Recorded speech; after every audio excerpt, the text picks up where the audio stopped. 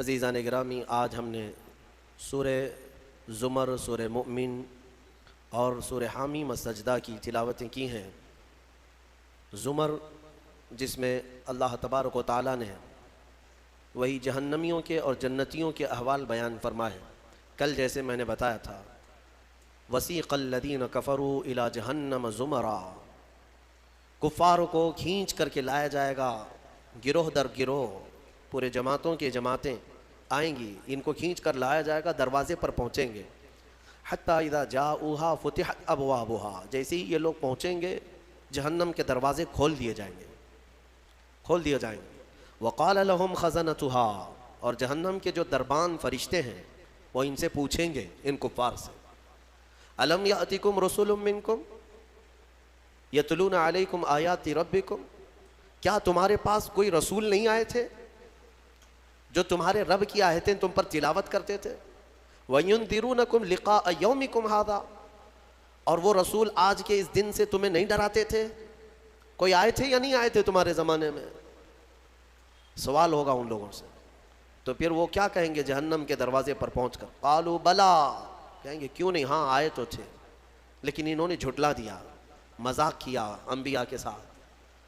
پھر ان پر عذاب جو ہے واجب ہو گیا، اور انہیں کہا جائے گا قیل ادخلوا ابواب جہنم خالدین فیہا، کہا جائے گا جہنم میں داخل ہو جاؤ ہمیشہ ہمیشہ کے لیے، ہمیشہ کے لیے، نان اینڈنگ، کبھی ختم نہیں ہوگا۔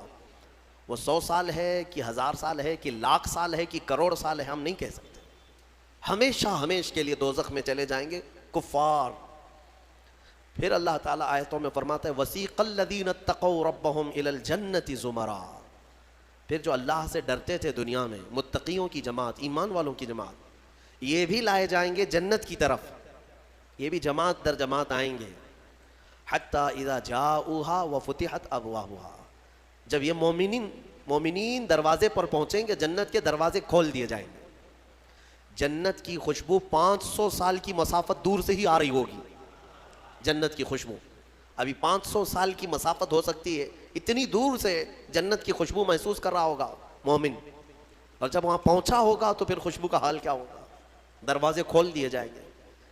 وقال لهم خزنتها، اور ان سے بھی جنت کے دربان پوچھیں گے، کہیں گے، جیسے دوزخیوں کو جو فرشتے ہیں وہ بہت سخت فرشتے ہیں، دوزخ پر جو مامور ہیں بہت سخت فرشتے ہیں۔ دوزخ کے دربان کا نام حضرت مالک ہے، جو داروغہ دوزخ ان کو کہا جاتا ہے۔ ویسے کئی فرشتے مقرر ہیں، ان میں جو سردار فرشتے ہیں ان کا نام حضرت مالک ہے، وہ سخت قسم کے فرشتے ہوں گے۔ اور پھر جنت کے جو دربان ہیں وہ حضرت رضوان ہیں، جنت کے داروغہ فرشتے ہیں، سردار فرشتے جو ہیں، جنت کے سارے دروازوں کے امور جن کے ہاتھ میں ہیں وہ حضرت رضوان، وہ بھی فرشتے ہیں۔ جب مومنین وہاں پہنچیں گے دروازے کھول دیے جائیں گے، ان سے بھی وہ دربان فرشتے کہیں گے، کیا کہیں گے؟ ویسے نہیں، کیا تمہارے پاس رسول نہیں آئے تھے؟ کیا تمہیں آج کے دن سے ڈرایا نہیں گیا تھا؟ بلکہ دروازے کھولتے ہی وہ کیا کہیں گے؟ وقال لهم خزنتها سلام علیکم، فرشتے کہیں گے اللہ کی سلامتی ہو تم پر، آ جاؤ، طبتم فادخلوها خالدین، مبارک ہو تمہیں، آؤ اندر ہمیشہ ہمیشہ کے لیے۔ جو جنت میں جائے گا وہ بھی ہمیشہ کے لیے جائے گا۔ وما هم بخارجین منها، کوئی بھی جنت سے نکالا نہیں جائے گا، جنت میں جانے کے بعد پھر ایگزٹ نہیں ہے، کوئی نہیں آئے گا، جو وہاں گیا وہ ہمیشہ رہے گا۔ پھر سارے مومنین کیا کہیں گے؟ سب سے پہلے جنت میں جاتے ہی وقالوا الحمدللہ، سب مومنین کہیں گے الحمدللہ، ہمارے مولا کا، رب ذوالجلال کا، اللہ کا شکر ہے، تمام تعریفیں اس کے لیے ہیں۔ الذی صدقنا وعدہ، جس نے اپنا وعدہ سچ کر دکھایا ہمیں، ہم اس سے دنیا میں ڈرتے تھے اور اس کی جزا میں آج مولا نے ہمیں جنت عطا کر دی۔ جنت کیا ہے میرے عزیزو؟ آج تک اس کو کسی آنکھ نے دیکھا نہیں، کسی کان نے اس کے مثل کوئی چیز سنی نہیں۔ ہاں، مصطفیٰ کریم صلی اللہ تعالیٰ علیہ وسلم سے جو ہم نے سنا ہے جنت کی نعمتیں کیا ہیں، وہاں پر کس انداز سے محلات تعمیر ہیں، ایک ایک محل جو جنتیوں کو دیا جائے گا اس کی دیواریں ایک سونے کی اینٹ سے، ایک چاندی کی اینٹ سے اس طرح تعمیر کی گئی ہیں، زمین مکمل نرم زعفران سے، اور گھر محلوں کے اندر جواہرات، یاقوت، زمرد، لؤلؤ اور نہ جانے مرجان کون کون سے قیمتی پتھروں سے محل کو سجایا گیا ہے. ایک چھوٹے محل کی بات کر رہا ہوں. پھر ہر محل کے اندر نہر جاری ہوگی. جنات تجری من تحتها الانہار, وہ ایسے باغیچے تمہیں دیے جائیں گے جن کے نیچے نہریں بہ رہی ہوں گی. وہ نہریں کس طرح کی؟ ان نہروں کے متعلق کہا گیا ہے دودھ سے زیادہ سفید پانی اور شہد سے زیادہ میٹھا ہوگا, اور جو اس سے پانی پی لے وہ کبھی پیاسا نہ ہوگا. لا نظمأ بعدہ ابدا, اس کے بعد کبھی پیاس نہ لگے اگر اس سے دنیا میں ایک کسی کو پلا دیا جائے. وہ جنت کی نہریں ایک ایک کا سب ایک ایک جنتی ان سب چیزوں کا مالک ہے. پھر اس کے بارے میں سورہ واقعہ میں ملتا ہے یہ کیسے بیٹھے ہوں گے جنتی. قرآن پاک سورہ واقعہ پڑھو تو آپ کو سمجھ میں آئے گا. ثلۃ من الاولین وقلیل من الآخرین علی سرر موضونۃ متکئین علیہا متقابلین. سریر یعنی دیوان لگائے ہوں گے, ان کے گدے بچھائے گئے ہوں گے بہت ہی اعلیٰ قسم کے. پوری دنیا کے بادشاہ مل کر وہ دیوان نہیں خرید سکیں گے. ان کے پاس اس طرح کا دیوان کبھی آیا نہیں ہوگا. جنتیوں کو بٹھایا جائے, ایک جنتی اس پر مسہری پر بیٹھے ہوگا, متکئین ٹیک لگائے بیٹھے ہوں گے. یہ جنت کے احوال بیان ہو رہے ہیں. ٹیک لگائے بیٹھے ہوں گے اور آمنے سامنے ہوں گے دوسرے جنتی بھی. دوسرا جنتی اس طرف ہے, ایک جنتی اس طرف ہے, آمنے سامنے ہوں گے. یطوف علیہم ولدان مخلدون, وہاں خوبصورت لڑکے خدمت کے لیے معمور ہوں گی. وحور عین کامثال اللؤلؤ المکنون, اور اللہ فرماتا ہے بڑی بڑی آنکھوں والی حوریں ایسی جیسے کہ چمکدار موتیوں کی طرح. ایک ایک جنتی کو 70 حوریں خدمت میں دی جائیں گی. وہاں پر کیا ہے؟ نہ بیمار ہونا ہے, نہ سر درد آنا ہے, نہ بخار, نہ سردی. جنت میں نہ غم ہے نہ کسی چیز کا خوف ہے. خوف کس چیز کا ہوتا ہے؟ مرنے کا ہوتا ہے. موت تو آنی نہیں ہے. کوئی چیز چلی جائے گی, فوت ہو جائے گی تو اس کا غم ہے, وہ چیز ہونا نہیں ہے وہاں پر. ڈر بیماری کا ہے, بیمار ہونا نہیں ہے. پھر پلس کبھی ایسا ہوا کہ پیٹ درد سے آدمی بے چین ہوتا ہے, بے قرار ہوتا ہے. جنت میں نہ کبھی کسی کو پیٹ درد ہونا ہے, نہ کسی کو طہارت استنجا پکانے کی حاجت ہونی ہے, کیونکہ وہ نوری جگہ ہے. جو کھائے گا وہ نور ہی نور ہے, نور ہی نور ہے, اس کا فضلہ نہیں. نور کا فضلہ نہیں ہوتا, کچرا نہیں ہوتا. تو جنت میں کسی چیز کی فکر نہیں. اسی لیے قرآن میں جگہ جگہ اللہ نے فرمایا لا خوف علیہم ولا هم يحزنون, نہ ان پر کسی چیز کا خوف ہوگا نہ کسی چیز کا غم ہوگا. اسی لیے میرے عزیزو جنت کی چاہت رکھو. اس سے بڑھ کر کے کیا ہے؟ جنت میں ایک محل کیسا دیا جائے گا پتہ ہے؟ جنت فل ہو چکی ہوگی, فل ہو چکی ہوگی. سب سے اخیر میں ایک بندہ آئے گا, حساب دیتے دیتے دیتے زمانہ گزر گیا. جنتی جنت میں جا چکے, سب کا فیصلہ ہو گیا. لاسٹ آنے والا, سب سے اخیر میں آنے والا جنتی پتہ نہیں کتنے 100 سال بعد آئے گا. بخشش ہو گئی, اس کی سزائیں ختم ہو گئیں, اسے بھی نکال کر کے لایا گیا. جنت میں وہ آیا, دیکھا ساری جنت بھری ہوئی, سب کے محلات لگے ہوئے ہیں. ظاہر سی بات ہے انٹرنس پر سیدھے ہی آتے ہی بڑے بڑے محلات اور سب کے نام لگے ہوئے ہیں. یہ حسرت سے دیکھنے لگا, میں بہت تاخیر سے آیا, مجھے جگہ ملے گی یا نہیں ملے گی. سب سے اخیر میں آنے والا جنتی, تو وہ جنت میں اندر آئے گا, رب تبارک و تعالیٰ سے پوچھے گا کہ مولا میری جگہ ہے یا نہیں جنت میں. رب تبارک و تعالیٰ فرماتا ہے جنت میں اس بندے سے پوچھتا ہے تیری کیا خواہش ہے. جنت میں یہ محلات سب کو جو دیے گئے وہ کتنے بڑے ہوں گے میں انداز آپ کو بتاتا ہوں. اس بندے سے پوچھا گیا, وہ بندہ کہتا ہے میرے لیے کوئی جگہ ہے یا نہیں. اللہ تعالیٰ فرماتا ہے اے بندے تو دنیا سے آیا, دنیا میں رہا, زمین پر رہا, زندگی گزارا, وہاں سے آیا, اب تیرے لیے جنت ہو گئی. پوری دنیا جتنی بڑی تھی کیا اتنا بڑا محل تجھے دے دوں؟ جنت میں اتنا بڑا ایک محل تجھے دے دوں؟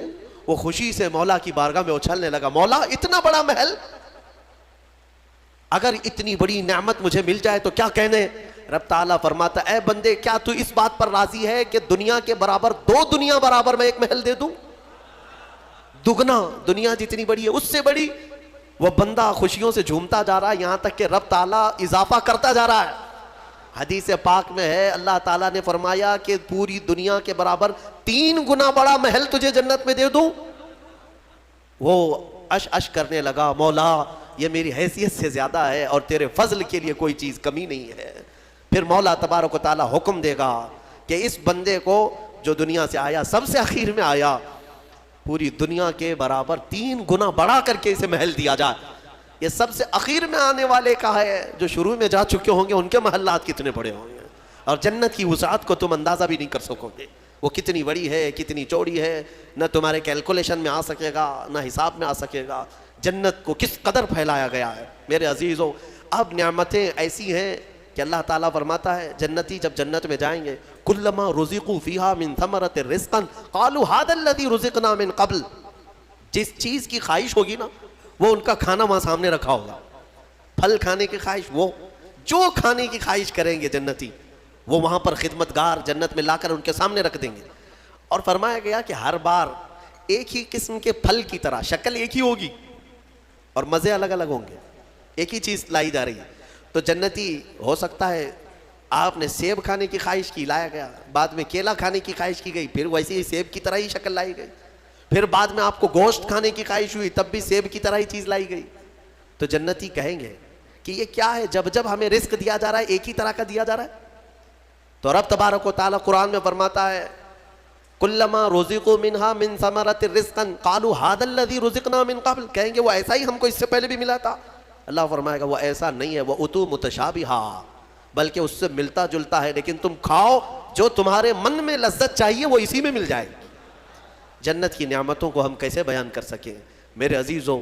پھر اس سے بڑی نعمت یہ ہے کہ جنتی کے لیے اتنی آزادی کہ وہ پوری جنت میں جہاں چاہے گھومے پھرے، سیر کرے، وہاں کے جنت کی نعمتوں کو دیکھے۔ جنتی کی کبھی خواہش ہوگی وہ عرض کرے گا کہ مولا میں سیر و تفریح کے لیے تیرے اولیاء کے دربار دیکھنا چاہتا ہوں، اسے لے جایا جائے گا۔ اللہ تعالیٰ کے جو محبوبین ہیں اولیاء ان کے پاس جنتی کو لے جایا جائے گا۔ میرے عزیزوں وہ کیا سہانا منظر ہوگا جب تم غوث پاک کو بھی دیکھ رہے ہو، غریب نواز کو بھی دیکھ رہے ہو، جسے چاہتے ہو اسے دیکھنے کی غرض سے تم جنت میں تفریح کے لیے سیر کے لیے نکلے ہوں گے۔ یہاں تک کہ جنتی خواہش کرے گا کہ مولا میں تیرے رسول کے صحابہ دیکھنا چاہتا ہوں، مولا میں تیرے انبیاء کے محلات دیکھنا چاہتا ہوں، لے جاؤ اسے ابراہیم علیہ السلام کے پاس، موسیٰ علیہ السلام کے پاس، عیسیٰ علیہ السلام کے پاس، جتنے انبیاء ہیں سب کے دربار میں جاتا رہے گا، جنت میں سیر کرتا رہے گا۔ وہ وقت بھی کیسا ہوگا جب تم خواہش کرو گے مولا میں محمد رسول اللہ کے محل میں جانا چاہتا ہوں، کہا جائے گا لے جاؤ۔ وہ جنت الفردوس کے اعلیٰ مقام پر ہوں گے اپنے صحابہ کے ساتھ، لیکن زیارت تمہیں بھی ہوگی۔ رسول کریم صلی اللہ تعالیٰ علیہ وسلم کے دربار میں بھی جنتی پہنچیں گے، ہر ایک کو دیکھیں گے۔ پھر جانتے ہیں جنت کی سب سے بڑی نعمت کیا ہے؟ سب سے بڑی نعمت کیا ہے؟ جنت کی سب سے بڑی نعمت یہ ہے کہ رب تبارک و تعالیٰ فرمائے گا بندے سب کی تو نے زیارت کی، اب حجابات ہٹاتا ہوں تو میرا بھی دیدار کر لے۔ اللہ رب العزت وہاں پر حجابات ہٹائے گا، اور بندے کے لیے سب سے بڑی نعمت یہ ہے کہ جنت میں بندہ اپنے رب کا دیدار کرے گا۔ وجوہ یومئذ ناظرہ الی ربہا ناظرہ، قرآن میں اللہ فرماتا ہے وہ چہرے کیسے چمک رہے ہوں گے جو اپنے رب کی طرف خوشحالی میں دیکھ رہے ہوں گے، مولا کو دیکھ رہے ہوں گے۔ اور ایک روایت یہ بھی ملتی ہے جنتیوں کو اس دن یہ کہا جائے گا کہ اے جنتیوں آج تم کچھ سننا پسند کرو گے؟ کہیں گے مولا تیری حمد، تیری ثنا، تیرے حبیب کی تعریف۔ دنیا میں گانے بجانے نہیں سنتے تھے، بچتے تھے، اپنے کانوں کو بچاتے تھے، جنت میں انہیں سنایا جائے گا۔ کس سے؟ کہا جائے گا حوران جنت کو کہ اپنی سریلی آواز سے انہیں نغمات توحید سناؤ۔ اللہ تعالیٰ کے حمد کی، توحید کی وہ سریلی آواز میں نغمات سناتی رہیں گی۔ جانتے ہیں جس کو سننے کا شوق ہوتا ہے وہ مدہوش ہوتا ہے۔ ہاں اللہ رب العزت کی حمد حوران جنت سے سنتے سنتے 100 سال گزر جائیں گے، 100 سال گزر جائیں گے۔ پھر رب تبارک و تعالیٰ فرمائے گا اے جنتیوں سیراب ہو گئے؟ کہیں گے مولا اور بھی ہم سننا چاہتے ہیں، اور بھی ہمیں سنایا جائے۔ پھر کہا جائے گا دنیا میں سب سے میٹھی آواز حضرت داؤد علیہ السلام کی تھی۔ داؤد علیہ السلام، لحن داؤدی مشہور ہے۔ جب داؤد علیہ السلام زبور شریف کی تلاوت کرتے تھے تو اڑتے ہوئے پرندے آسمان میں رک جایا کرتے تھے، پہاڑ وجد میں آتے تھے داؤد علیہ السلام کی آواز پر۔ تو رب تبارک و تعالیٰ فرمائے گا اے بندو کیا تم اس بات پر راضی ہو کہ میرے نبی داؤد سے میں تمہیں نغمات توحید سناؤں؟ داؤد علیہ السلام سے کہا جائے گا کہ اے داؤد آپ میرے ان بندوں کو میری حمد سنائیں۔ داؤد علیہ السلام اپنی میٹھی آواز میں جب نغمات توحید گنگنا رہے ہوں گے، 100 سال گزر جائیں گے، پتہ نہیں چلے گا، پتہ نہیں چلے گا۔ پھر مولا تعالیٰ فرمائے گا سیراب ہو گئے، تم سیراب ہو گئے؟ جنتی کہیں گے مولا تیری حمد اور بیان ہو تو اچھا ہے، اب ہاں اور ہم سننا چاہتے ہیں۔ رب تعالیٰ فرمائے گا فرشتوں حجابات ہٹاؤ، میں خود سناؤں میرے بندے سنیں گے۔ مولا کریم کیا وہ منظر ہوگا! اسی لیے جنت میں جانے کی تڑپ رکھو، طلب رکھو. ایسے نہیں کہ یہاں پر 4 دن کی عیاشی کے لیے جنت کو قربان کر دیا. یہاں تم گھوم پھر کر کے خوب محنت کر کے بھی اگر کچھ حاصل کر لیے تو کتنا کر لو گے, کتنا جی لو گے؟ مرنا تو ہے, تمہیں مرنا ہے. 70 سال 80 سال 100 سال جیو گے, اس کے بعد کیا ہے؟ موت تو آنی ہے. اور تمہارے جسم کے ساتھ ہمیشہ خطرہ بنا ہوا ہے دنیا میں. پتہ نہیں, آج تو ٹھیک ٹھاک ہوں, کل پتہ نہیں کیا ہونا ہے. سردی موت کا سبب بنتی ہے, سر درد جو ہے بڑی بیماریوں کا سبب بن جاتا ہے. اچھے خاصے لوگوں کو ہم دیکھتے ہیں اچانک ختم ہو گئے. تو یہ دنیا تو ایسی ہے, تم کروڑوں کما کر کے بھی وہ عیش نہیں لا سکو گے.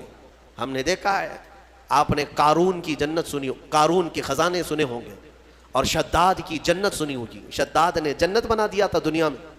جنت کا مطلب وہ سن کر کے اس نے بھی سونے چاندی کی اینٹوں سے محل بنا دیا, اندر باغیچے لگا دیا, نہریں جاری کر دیا. لیکن شداد اس جنت میں قدم تک نہیں رکھ سکا, اس سے پہلے موت آ گئی, مر گیا. مرنے کا ٹینشن تو روز ہے تمہیں, آج جنت میں نہیں.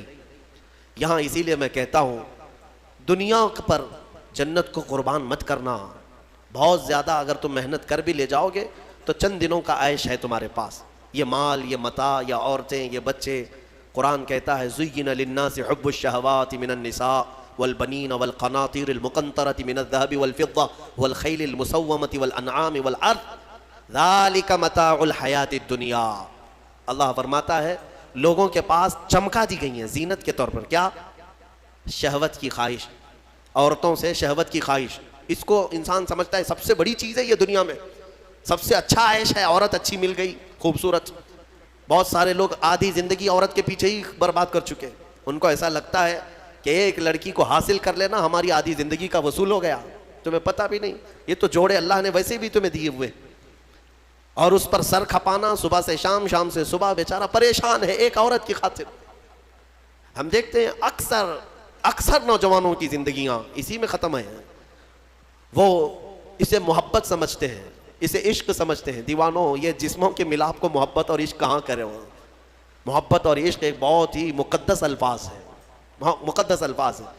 ہاں, صرف آدمی اپنے جسمانی سکون کو حاصل کرنے کے لیے, اپنی شہوت کو پوری کرنے کے لیے محبت کا نام دے رہا ہے. محبت کیا ہے؟ محبت تھوڑی نہ ہے. عورتوں کی خواہش میں آدھی زندگی ختم ہوئی. یہ وہی لوگ تو ہیں جو شادی سے پہلے نہ جانے کتنے راتیں جاگتے تھے, پوری رات بات کرتے تھے. پتہ نہیں کتنے وعدے, معاہدے, ایگریمنٹ ہوا کرتے تھے. شادی کے 8 دن کے بعد پھر زندگی چینج ہے.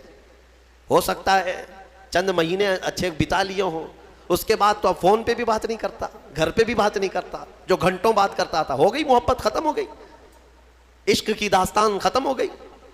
کہاں ہے جو تم پہلے اس کے لیے وعدے کرتے تھے, اب کہاں ہے؟ میرے عزیزو, جسموں کے ملاپ کو جو تم نام دے رہے ہو, اسی کو قرآن کہتا ہے یہ حب الشہوات من النساء. عورتوں سے شہوت پوری کرنے کی خواہش ہے, یہ خواہش ہے. اور اس کے بعد اللہ تعالیٰ فرماتا ہے والبنین, اور بیٹوں کے ذریعے سے آدمی فخر کرتا ہے دنیا میں. میرے اتنے بیٹے ہیں, اس کے اتنے بیٹے ہیں. عربوں میں بھی یہی تھا, بیٹے پیدا ہوں تو اس پر فخر کرنا. دنیا اس پر فخر کرتی ہے, اسی کو مال سمجھتی ہے.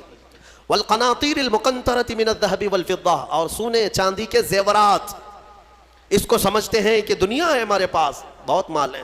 یہ عورتوں کی عادت ہے, وہ اسی ہوڑ میں لگی رہتی ہیں پوری زندگی. بڑھاپا آ گیا, بال سفید ہو گئے, بوڑھی ہو گئیں, لیکن سونے کی ہوس نہیں گئی. ابھی بھی کان کی بالیاں چاہیے, چوڑیاں چاہیے, نتھنیاں چاہیے, چاہے وہ قبر میں جانے سے 1 دن پہلے بھی کیوں نہ ہو. اور اماں جی سونا کسی کو دے دیں گی؟ نہیں ہوتا, کبھی نہیں ہوتا. وہ اس کے لیے جان سے زیادہ حفاظت کرنے لگ جاتی ہیں. یہ سونا, اس کو بھی قرآن کہہ رہا ہے یہ دنیاوی متاع ہے جس پر تم فخر کر رہے ہو. سونے اور چاندی کے زیورات, اندازہ بھی نہیں یہ قبر میں جاتے ہی سانپ بن جائیں گے. ہاں, اللہ تعالیٰ فرماتا ہے والذین یکنزون الذہب والفضہ, جن لوگوں نے سونا اور چاندی کو خزانہ کیا, جمع کیا, ولا ينفقونها فی سبیل اللہ, جو اللہ کی راہ میں اس کی زکوٰۃ نہیں دیتے تھے, فبشرہم بعذاب علیم. اللہ فرماتا ہے حبیب, ان کو دردناک عذاب کی بشارت دے دو. جو لوگ سونا چاندی اکٹھا کر کے رکھتے ہیں, کیا کیا جائے گا؟ یوم یحمى علیہا فی نار جہنم فتکوی بہا جباہہم وجنوبہم وظہورہم.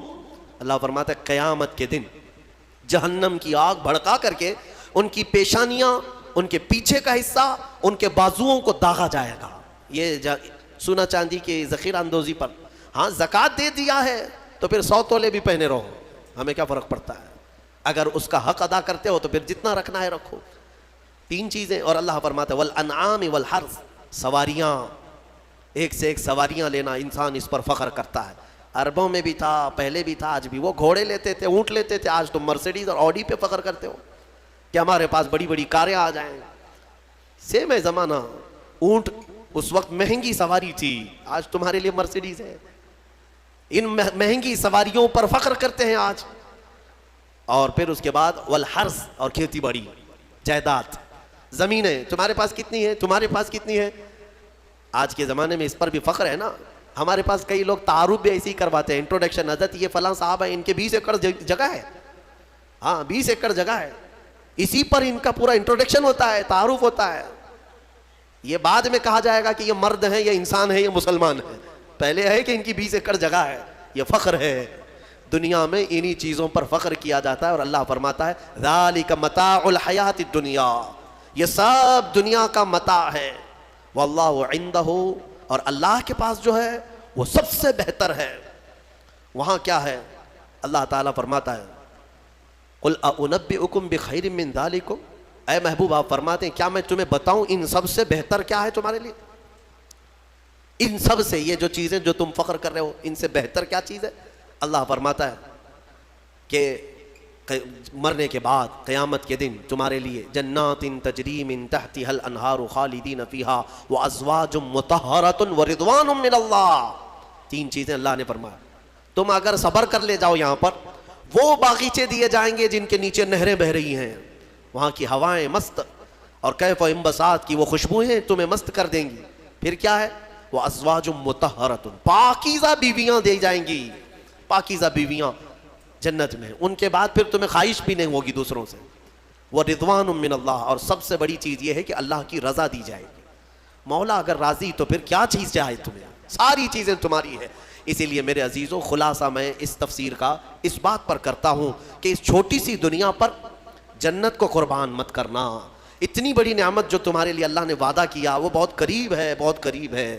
بلکہ تمہاری آنکھیں بند ہونے سے پہلے بھی اللہ تعالیٰ اگر تم سے راضی ہوا تو جنت میں تمہارا ٹھکانہ بھی دکھا دے گا.